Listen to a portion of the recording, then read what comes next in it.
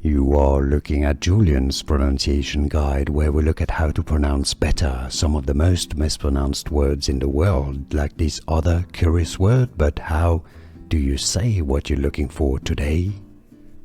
Let's learn how to pronounce these names, the name of these molecule, medical terms. If you want to learn more, make sure to stay tuned. The brand name is Ditropan, not Ditropan. Ditropan, the brand name. The molecule itself is oxybutynin. Oxy, as in oxygen. Oxybutynin. The stress goes on the bu syllable, the third syllable. Oxybutynin, pretty straightforward once you know. Oxybutynin, butynin, the American CS might say it as oxybutynin. How do you say it yourself any differently? That's pretty much the way to say it. And now you know. Did you get this? Let me know in the comments.